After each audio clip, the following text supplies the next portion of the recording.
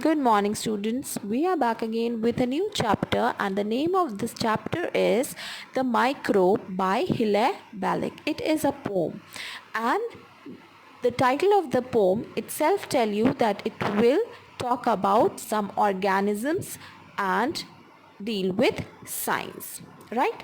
So let us move forward and know about the poet first.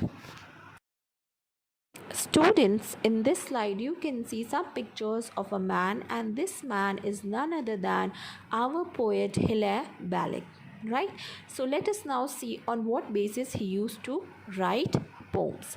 The first line says his writing encompassed comic verses for children. That means he used to write comic poems for the children, right? Next point says he used to write on current topics. That means he used to write on the topics related to his generation. He is not belonging to the modern generation. He is not present right now. He was from the Edwardian period. Okay, so at that time, whatever the current topics were there, he used to write poems on those, right? Students, before moving into the poem, first we will understand what is a poetic device, and then we will see the different type of poetic devices used in this poem and understand them, right? So let us see the definition of poetic device. The definition says poetic devices are tools that a poet can use to create rhythm, enhance a poem's meaning, or intensify a mood or feeling. In simple language, it means it helps in beautifying or making the poem beautiful, right? Now let us see the different type of devices used in our poem. The first poetic device used in our poem is personification. Let's see the definition. The definition says the attribution of a personal, nature or human characteristics to something non-human, or the representation of an abstract quality of human form. In simple language, it means giving human qualities to non-living things. For example, the sun smiled at us. Can the sun really smile like humans at us? No, but here it means that sun was shining brightly. So these kind of human natures, when given to non-living things, this is called personification. So in our poem also the poet will use this device, right? He will add non-human qualities to some organisms or some non living things. Now here I have given you a picture also. You can see a candle and a clock moving, right? Smiling and moving. Can a candle and clock really do so? No. So this picture is an example of a personification. So let us move forward. Poetic device used in this poem is paradox, and let us see what the definition says. The definition says a seemingly absurd or contradictory statement or proposition which when investigated may prove to be well founded or true. That means it is a kind where you contradict, you don't believe, but it is true.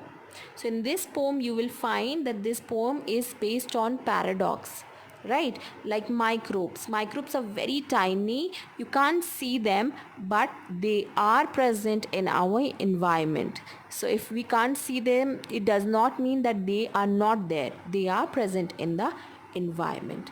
So it is a paradox. Let's see an example. The example says save money by spending it. How can you save money by spending it? Many professions are there where you can spend money and you can save it. For example, a businessman, he has to spend some monies, then only he'll get money back, right? Your shopkeepers, if they will spend some money in buying the products, then only the people will go and buy the products from them and they will earn the profit. So that is a paradox. Okay, here I have shown you a person who is confused. Okay. Now students, let us understand rhyme scheme. First of all, let us see the definition of rhyme scheme, what it says. The definition says the ordered pattern of rhymes at the end of the lines of a poem or verses. That means how is the poem rhyming. So there should be a rhyming pattern. So let us see how is our poem rhyming. Students, let us understand the rhyming scheme in this poem. In this poem, every next two lines are rhyming with each other. Let us read some lines. The first line says, the microscope is so very small, you cannot make him out at all. So small and all is rhyming. So what we did? We marked it as A. The next line says, but many sanguine people hope to see him through a microscope. So here hope and microscope is again rhyming. So we have marked it as B. But small and hope is rhyming? No. All and microscope, are they rhyming? No. So that's why we have not marked it as AA. We have marked it as AB because both the rhymes are different. Both two lines are rhyming differently. So when we mark them A, B, C, D, E according to their rhyme pattern, that is called rhyming scheme. Okay? Students, let us begin with the poem. The poem says, the microbe is so very small, you cannot make him out at all. But many sanguine people hope to see him through a microscope. Now, here the poet is saying that microbes are very small. They cannot be seen with the help of naked eyes. You need microscope to see these microorganisms, right? And some sanguine people, that means some people who have positive attitude, use microscope to see them. Because if you don't see anything, will you believe it is there? No. But these microbes, you can't see them, but they are present on your hands, on your palms, in fact in your vegetables also, or fruits also. That is why you should always wash them nicely and eat them, right? So here the poet is talking about that thing which is not visible from your eyes but are present in the environment. And remember, this is that era where scientists were experimenting about it, right? Our poet does not belong to 21st century, so he was talking about his era. And that time everybody was confused what to believe, what not to believe, because science was just beginning. Scientists were beginning to experiment, right? So let us move forward. Students, let's move forward. His jointed tongue that lies beneath 100 curious rows of teeth, his 7 tufted tails with lots of lovely pink and purple spots, one each of which a pattern stands, composed of 40 separate hands, his eyes of a tender green, all these have never yet been seen.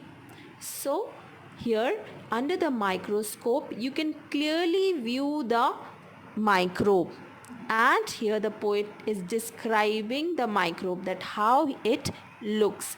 So how it looks?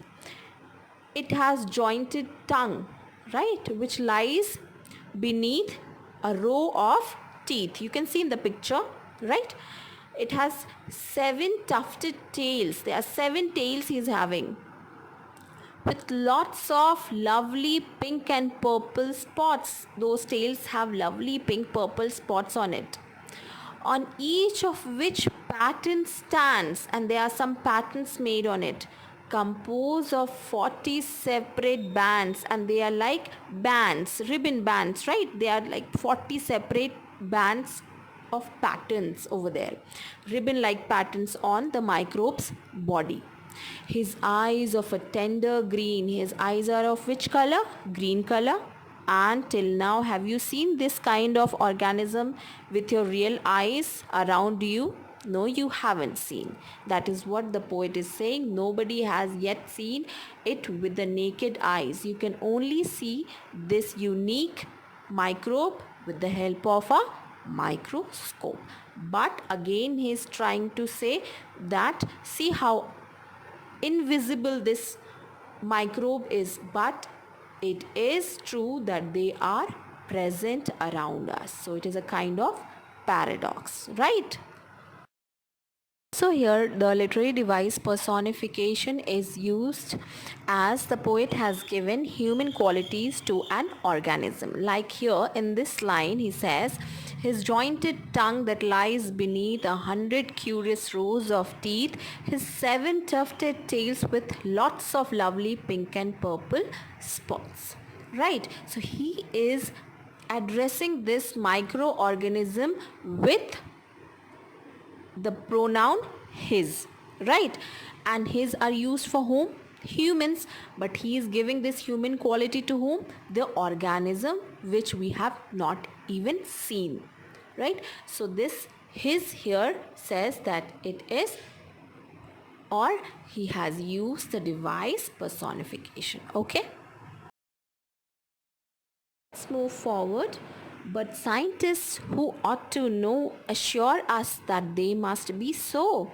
Oh, let us never doubt what nobody is sure about.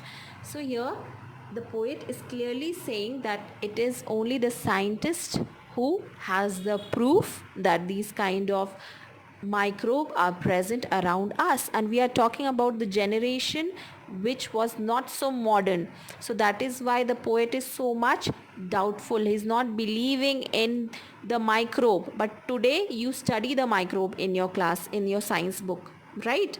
So here he's doubting the scientist. He's saying we don't know, only they can say whether the microbes are present in the environment or not.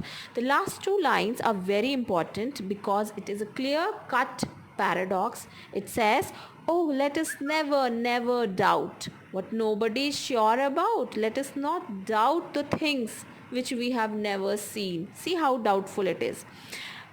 You have never seen a thing, but you should never doubt it also, right? So it is very funny. He has added humor to his poem, and now we end our poem here.